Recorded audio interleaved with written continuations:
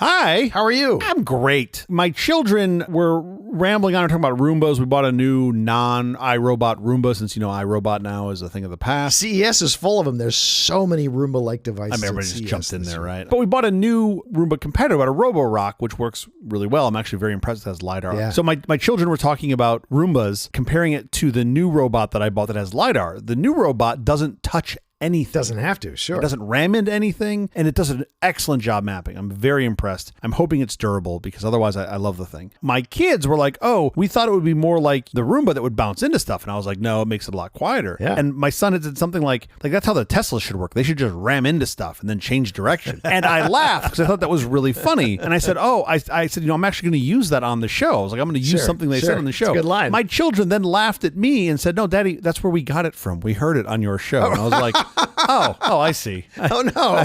You're better listening to my show than I am because I don't even remember saying that. Quiet, please. Like, imagine a Tesla trying to make a right turn. It just bounces off like the telephone pole and then backs up. 4, Pretty close to what it does. Like, Yeah, pretty much what it does. 2.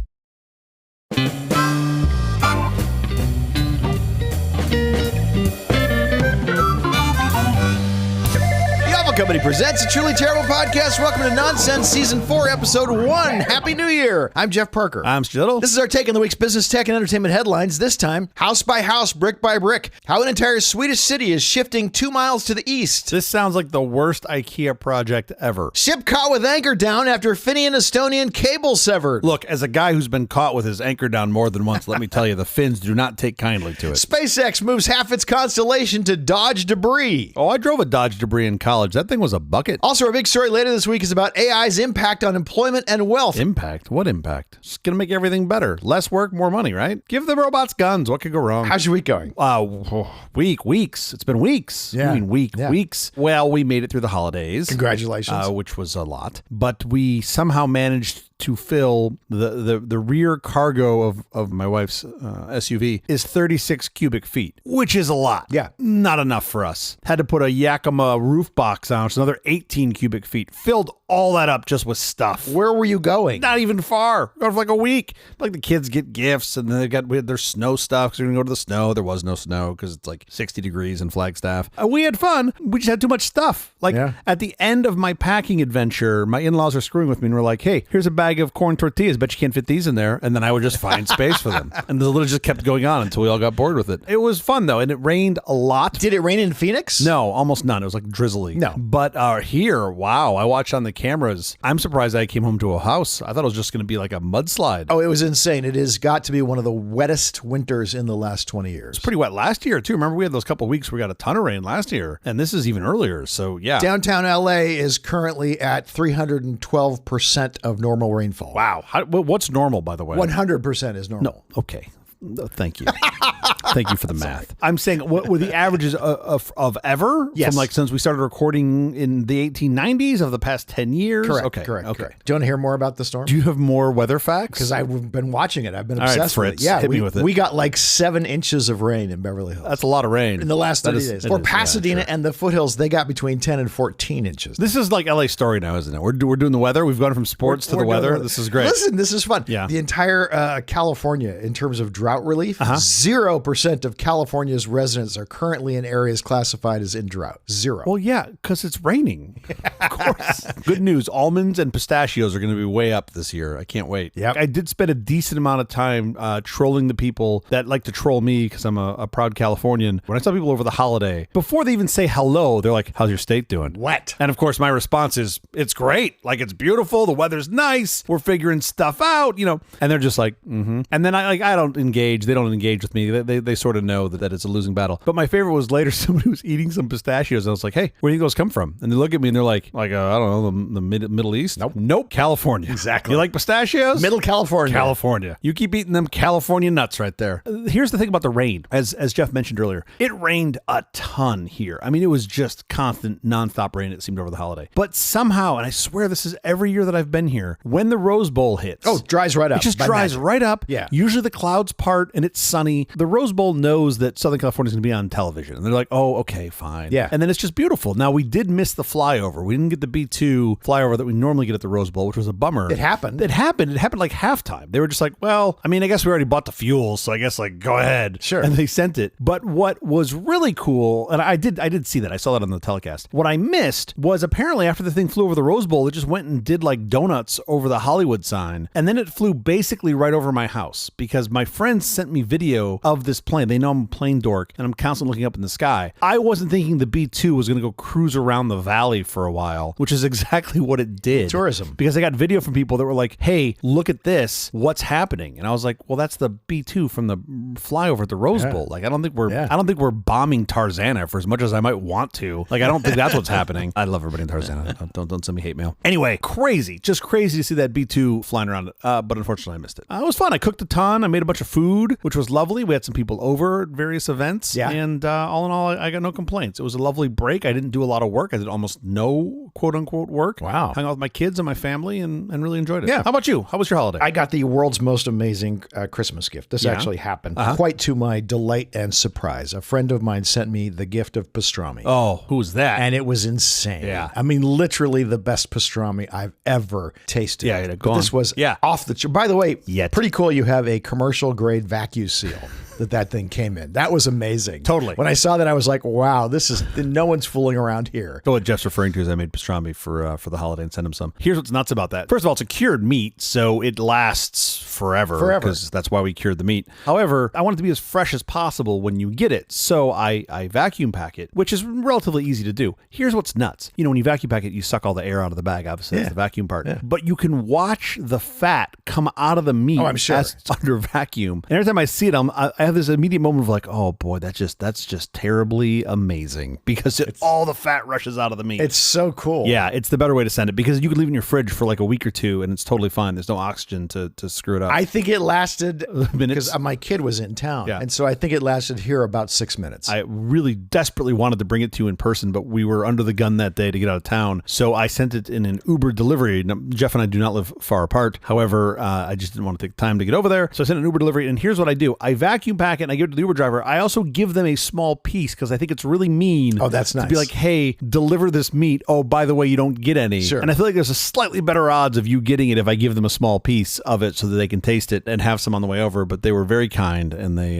delivered it to you. I got it quickly. And I also got the Christmas cookies. Thank you very much for those. Yes. Yeah. That was the smaller Christmas cookies. We normally do a much bigger Christmas cookies. We didn't have time this year. There might be some January cookies coming. I don't want to make any commitments. That's terribly exciting. I'm going to mention also before we get off of how my week was, IU football. Did they have any game? Did they have a game? Wow. Yeah. The Crimson Tide suffered their worst blowout loss since 1998. Yeah. It was a pretty good loss to watch. I enjoyed watching that. This was Indiana's first ever Rose Bowl victory and their first ever bowl win of any kind since 1991. Yeah. I mean, it was beyond a bowl of, hey, it's their first ever bowl anything. It's Indiana. That game was fun. I watched the game. It was incredible. It was not as enjoyable as watching USC destroy the Sooners in, what was that, 2005 at the Orange Bowl. You got to go back in time. You got to go back 20 years to remember those victories. Oh, yeah. No, they're terrible now. Yeah. Now it's just a money pit. The Hoosiers advance to the semifinals at the Peach Bowl in Atlanta, where they will face number 5 Oregon on January 9th at 4:30 p.m. Pacific time. I will be watching with snacks in hand. This will be a rematch of their October regular season meeting, which Indiana won 30-20. No bets that they win at this because Oregon is really good. Well, the finals in Miami, in Florida, which is... We're not in the finals yet. This is the semifinals. I think Oregon's going to be tough, but I think you're going to do it. Oregon's going to be tough. And here's the best... Do you know the best part? I think you already know this, but pretend like you don't. So here's the absolute best thing about this is if you guys beat Oregon, which again, I believe you will do, but if IU beats Oregon, then that triggers a clause in your head coach's contract. Yes, I know. That he then has to be paid in one of the top 5 GDP nations. He will actually be a member of the G7 after that happens, because apparently they somehow let that go through in his contract. Both head coaches, Indiana's Kurt Cignetti and Oregon's Dan Lanning, are former assistants under Nick Saban, adding a Saban disciple narrative to the semifinals. Yeah, which I also love watching Nick be the commentator on some of these. Quarterback Josh Hoover from Texas Christian University has committed to Indiana this weekend. Yeah. Meanwhile, our good pal Lincoln Riley has 6 more years on his contract at USC. Okay, yeah, you can measure it in years. I like to think of it more as he's got $70 more million on his contract. That's sort of how I think think of it. I know you're down on Lincoln. I'm still optimistic. I know the first couple. I think it takes a couple years. Like you want to give them a runway. You want to give them some stride. We're 4 years into this. How many years into this? You know, it takes a little while. You don't want to rush right into it. You want to just take your time. Oh, what are you gonna do? Like, what are you gonna just pay him out and move somewhere else? It sounds terrible. He's not doing. Yes.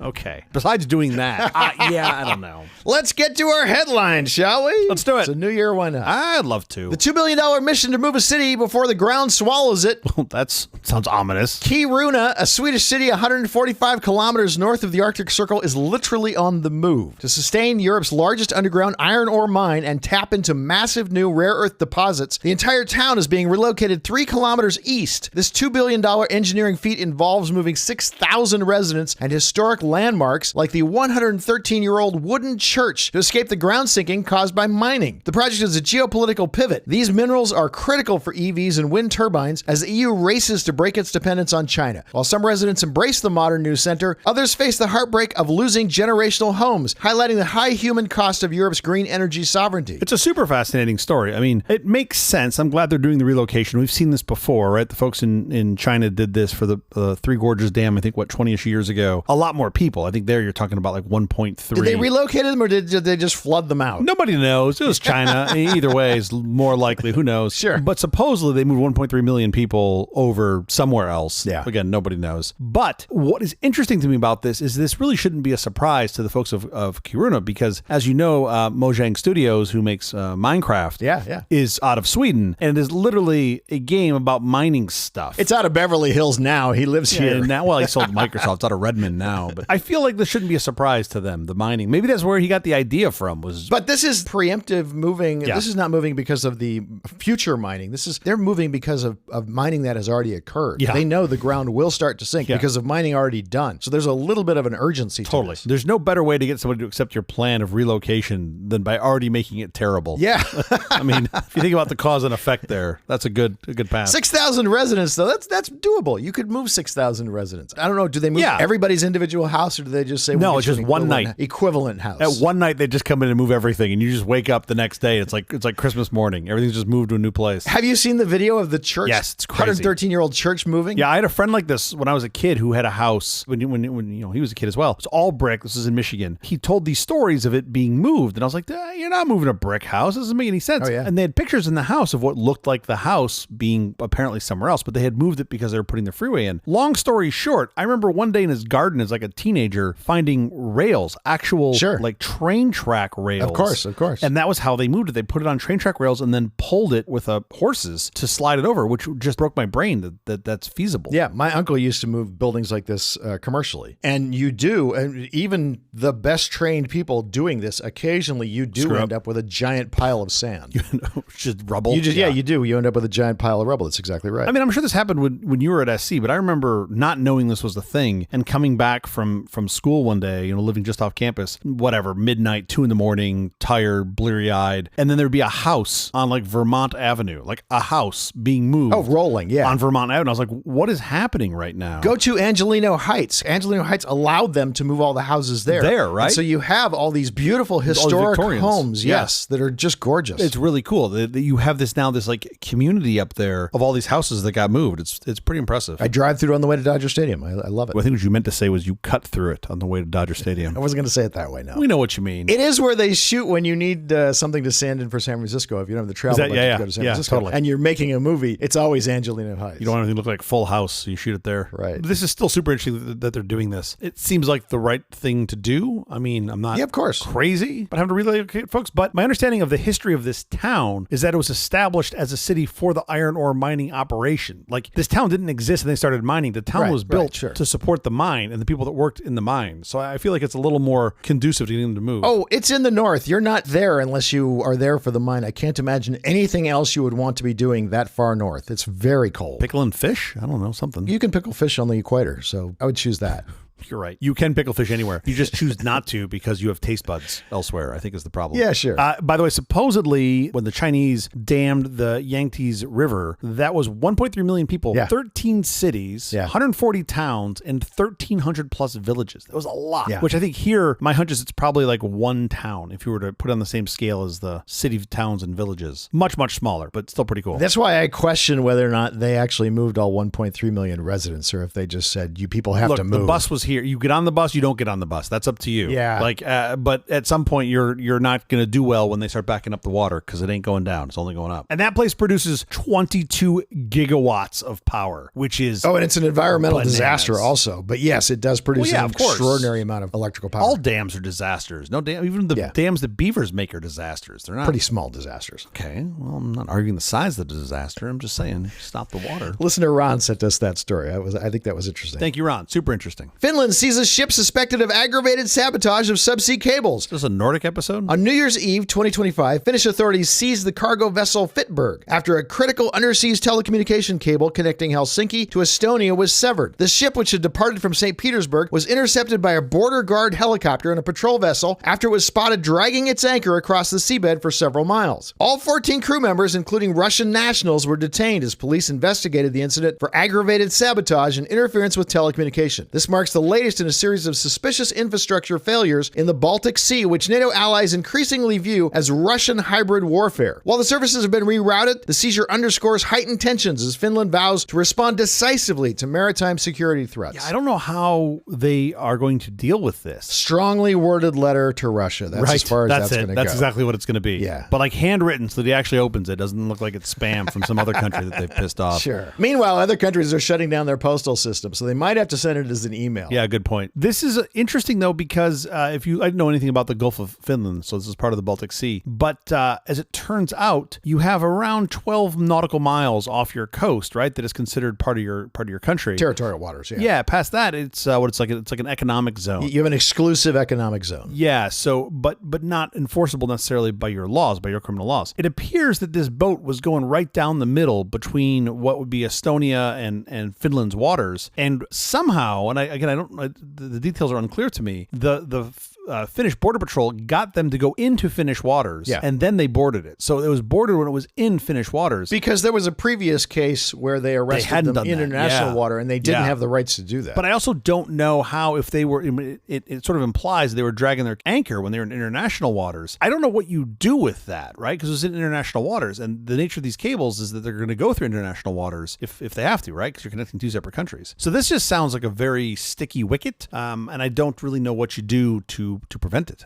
It seems like a real challenge. Well, modern internet cables, when you put in a modern internet cable now, there's a trench digger that precedes you. That's so cool. And they're literally going under the ground, under the ocean, like 4 or 5 feet or something. It's not super deep. Just enough so that it gets out of the anchor's They're path. making a little, they're making a trench so that you're out of the way of anchors. Yeah, that's pretty cool. We'll see how this works out. It does not sound like fun. You look at the number of cables. I did have to pull up the underground submarine cable map for the entire planet. Good news is there's a lot of cables going between these various countries. Just reroute. But I don't know what sort of level of consumption they have on those, or what sort of amount of potential bandwidth they're using. It just means that the cat pictures arrive a little more slowly. And a little more pixelated? Maybe. They load a little slower? Maybe. Everything's like Skinamax. It's just coming in kind of, you have to like move your head back and forth really fast in order to see it. Like, what's their response? Like, hey, you're dragging your anchor. Like what? Like drunk after New Year's? Oh, what's their excuse? There's no other reason to drag your anchor except for the fact that you're hoping to snag cables. Yeah, totally. But like, how are you just like, oh, we forgot it was there? Like what? Your boat is going 1/3 the speed it was before. Like what? And those cables are all very well mapped, so it's not accidental. Yeah. SpaceX defensive maneuver, relocating more than 4,000 satellites to avoid debris. They caused the debris, but that's not the point. Look, if I go to Yellowstone and I throw all my big gulp cups out the window and it's a mess, it's still a mess. Doesn't matter that I made the mess. I'm still going to leave and go somewhere else. SpaceX has begun a massive reconfiguration of its Starlink constellation. Over the course of 2026, the company will lower approximately 4,400 satellites from an altitude of 550 kilometers to 480 kilometers. This strategic shift, coordinated with the U.S. Space Command, aims to drastically reduce collision risks and orbital debris. Well, that sounds good. This comes on the heel of a December 2025 kinetic event where a Starlink satellite malfunctioned and created a small debris cloud. Kinetic event. Yes, when two things in space run into each other and then produce a lot more parts. When two things anywhere run into each other and create a lot more parts. Well, the advantage is here you have gravity that kind of keeps those things together and somewhat contained. That's why they're moving moving to the lower shell. That's part of the hope, right? Yeah. Yeah. It gets pulled in faster. Instead of 4 years of orbiting, the debris will fall after months. Yeah, it makes sense. I'll be curious to see what sort of effect this has on the night sky. I mean, you're only talking about a 10% reduction in height. That's still pretty significant. Each satellite will be quite a bit brighter, bigger and brighter. Those of us on Earth, yes. For those of us on Earth. Not for listeners that aren't on Earth.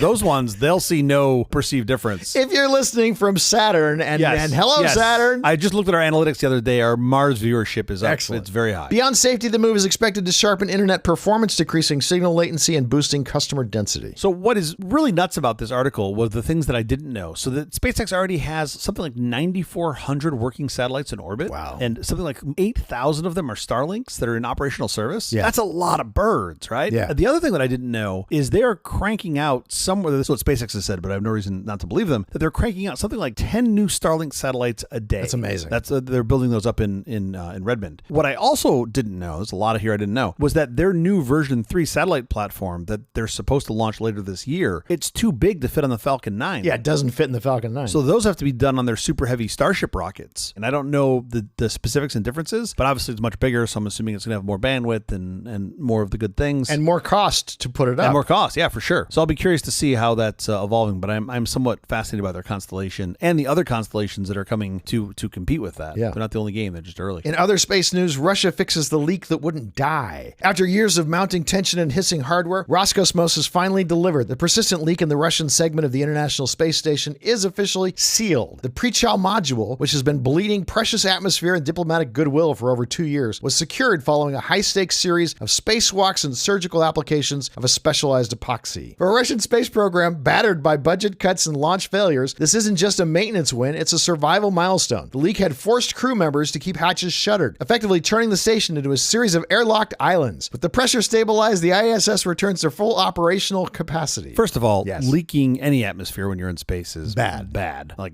really bad. This wasn't like a recent fix. They've been trying to fix this thing for, I think, something like over a decade. Well, but they think the hole was made when it was on Earth before the whole thing was launched into Well, space. I don't actually know. So it's like a 2-millimeter hole. They question whether it was made on Earth accidentally. No, they don't think it was like sabotage, but they question if it was made accidentally and then somebody like puttied it over to cover it up because it Right, like tried to hide oops, drill a hole in the billion-dollar spacecraft. That's probably a no-no. Okay, so whatever. They found it years ago, and then their approach has included things like they will airlock off this particular component, leave it for a while, and then go in and try to see where the dust has collected. They're trying to see where crap was exiting the spacecraft so they could see where, like, you know, it was going out. Don't think they had a lot of luck with that. So they did flail, at least my definition, flail a little bit. Like they tried to patch things that they thought were holes without really knowing that they were holes. And it sounds like they finally found it. Like they finally got the right one. Sure. There was no real clarity on, oh, it's this thing, right? This was the thing. We had to go patch it. They just kind of kept doing what they were doing. And now it's not losing pressure anymore, which is a huge win. So they found it. Well, they did something that seems to have stopped it. Found it. Ugh. I mean, I'd have to know more specifics if they feel like it's conclusive. And they did a lot of patches. One of them happened to be over the right area. I mean, at some point you just lined the whole damn thing. And they patched it from the outside. Oh, I didn't know that. Was this one on the outside as well? They actually had to do spacewalks. I know they've done spacewalks previously. Yeah, that's crazy. They don't talk about this, but I suspect, remember, Butch had like another 9 months of extended stay up there. Sure. I gotta believe one of the astronauts just like chucked up a Makita drill and just poked a hole in the side. And said, airlock, we got to airlock. Keep Butch's air to himself. Yeah, sorry. Butch, go hang out in there and we can vent your extra bonus atmosphere to the space. Bonus atmosphere. We think Butch likes to fart a lot. This hasn't been conclusively proved, but we happen to think that's what was going on. I don't know. All I know is one day I'm going to get punched in the throat by Butch when he meets me in person, and I'm going to deserve it, and that's okay. You won't know who it is. I'll have you won't no idea who it recognize is. Yeah. It'll be like, remember when somebody yelled at Buzz Aldrin about how the moon landing was faked and he like literally punched him in the face? Oh, I don't remember that. I feel like that's what's going to happen. Crazy. Oh, I'm pretty sure it was Buzz Aldrin. Some, crackpot was yelling one day about how it was faked and he literally punched them. Link in show notes if it's real. It was kind of like when Jack Nicholson went after somebody's windshield with some golf clubs and you're like, well, that happened with a 9-iron. No one's ever going to piss him off in traffic ever again, right? Like that was a one and done. He paid for one windshield and now that guy gets the red carpet anywhere he's driving in LA. Sure. I would just be like, oh no, please, Mr. Nicholson, please pass me on the shoulder. I don't care. Just don't attack me with a 9-iron. Okay, enough of the headlines. In fact, enough of the episode. episode. We have to get out of here. Special thanks to our floor director, Eric Figueroa. Oh, thanks for kicking off season 4, Eric. We'll be back later this week with our big story, how AI disrupts jobs. Until then, thank you for listening to all this nonsense. I'm Jeff Parker. I'm Jill. I'm the sales rep for Flex Seal for the ISS. Oh, they should have used Flex Seal. Why did they just use Flex Seal? For a hole in your space station or a whole new space station? I like them building like an ISS out of screen mesh, screen material, and then spraying it with Flex Seal, and then just getting in space and being like, look, it's fine.